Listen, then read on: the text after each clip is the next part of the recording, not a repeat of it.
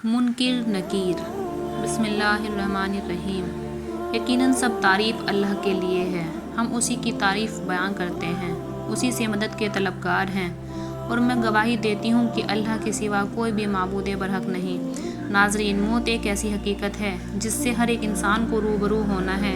कुल्लू नफ्सिन ज़ाइक़तुल मौत। हर इंसान को मौत का जायका चखना है, और मरने के बाद हर एक इंसान को कब्र में जाना है। कब्र इंसान की आखिरी मंजिल है और आखिरत की मंजिलों में से पहली मंजिल है। नाज़रीन, आज हम आपको बताएंगे कि जब इंसान कब्र में दफन होता है तो अल्लाह ताला की तरफ से 2 फरिश्ते भेजे जाते हैं जिनको मुनकिर नकीर कहा जाता है। ये फरिश्ते कौन हैं और ये कब्र में दाखिल होने के बाद क्या सवालात करते हैं और इनकी शक्ल और सूरत कैसी है, ये इंसान से किस किस्म के सवालात पूछते हैं। वीडियो में आगे चलने से पहले आप लोगों से गुजारिश है कि वीडियो को स्किप नहीं करना है, आखिर तक ज़रूर सुनें। अगर आप हमारे चैनल पर नए हैं तो वीडियो को लाइक और सब्सक्राइब करें। नाजरीन, जब मैयत को कब्र में दफनाया जाता है और लोग वापस होते हैं तो उनके कदमों की आहट मैयत को सुनाई देती है, और फिर उसके पास 2 फरिश्ते मुनकिर नकीर आते हैं और उससे सवालात करते हैं कि तुम्हारा रब कौन है, तुम्हारा दीन क्या है, तुम्हारा नबी कौन है। अगर मुसलमान है तो जवाब सही देता है, और अगर काफिर है तो जवाब में यही कहता है, मैं नहीं जानता।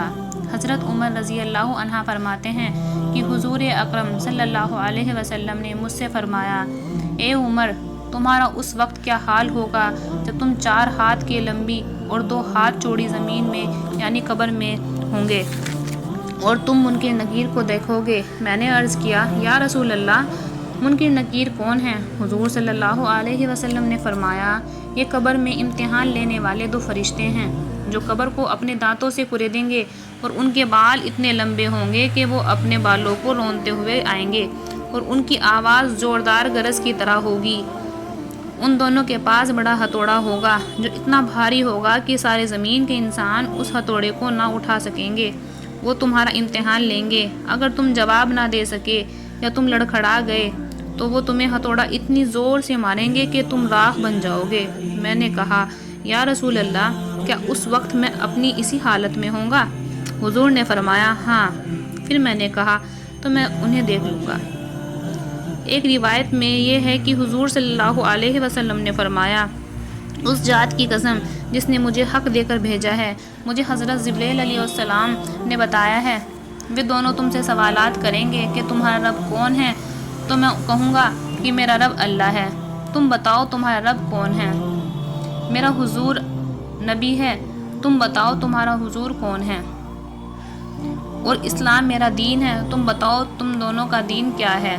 इस पर वो दोनों कहेंगे, देखो क्या अजीब बात है, हमें पता ही नहीं चल रहा है, हमें तुम्हारे पास भेजा गया है या तुम्हें हमारे पास भेजा गया है। अल्हम्दुलिल्लाह।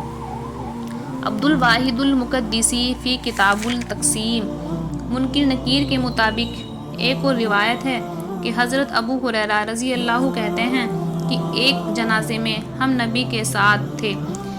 जब हम उसकी तफशीस से फारिग हुए और लोग वापस जाने लगे तो आप सल्लल्लाहु अलैहि वसल्लम ने इरशाद फरमाया, अभी तुम्हारे वापस पलटने पर तुम्हारे जूतों की आवाज़ सुनेगा। इसके पास मुनकिर नकीर आएंगे जिनकी आंखें तांबे के देगचे के बराबर हैं, इनके दांत गाय के सींग की तरह है और उनकी आवाज़ बिजली की तरह गरजदार है। वो दोनों इसको उठाएंगे और पूछेंगे, तुम किसकी इबादत करते थे? तुम्हारा नबी कौन था? वो कहता है, मेरा रब अल्लाह है और मेरा नबी हुजूर है। वो दोनों कहते हैं, तुम्हें कैसे मालूम हुआ?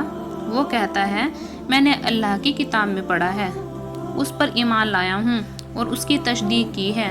फिर अल्लाह की तरफ से एक आवाज़ लगाने वाला आवाज़ लगाएगा कि मेरे बंदे ने सच कहा, बस उसके लिए जन्नत का बिस्तर बिछा दो और उसके लिए जन्नत में एक दरवाज़ा खोल दो और उसे जन्नत के कपड़े पहना दो। फरमाया कि जन्नत की खुशबू और हवा उसके पास आती है और कब्र क़यामत तक खुशेदा कर दी जाती है। सुभान अल्लाह। और जब काफिर मरता है तो उसकी रूह को जिस्म में लौटा दिया जाता है। 2 फरिश्ते उसके पास आते हैं, उसे बैठाया जाता है और उससे पूछा जाता है, तेरा रब कौन है? तेरा नबी कौन है? वो कहता है, हाय हाय, मैं नहीं जानता। ये आदमी कौन थे जो तुम्हारे पास भेजे गए थे? वो कहता है, हाय हाय, मैं नहीं जानता। بس آسمان سے ایک منادی آواز لگاتا ہے کہ اس نے جھوٹ بولا، اس کے لیے آگ کا بستر لگا دو، آگ کے کپڑے پہنا دو اور جہنم کا دروازہ اس کی قبر میں کھول دو۔ فرمایا، جہنم کی گرمی اور گرم ہوا اس کے پاس آتی ہے اور اس کی قبر اس قدر تنگ کر دی جاتی ہے کہ اس کی پسلیاں آپس میں تنگ ہو جاتی ہے۔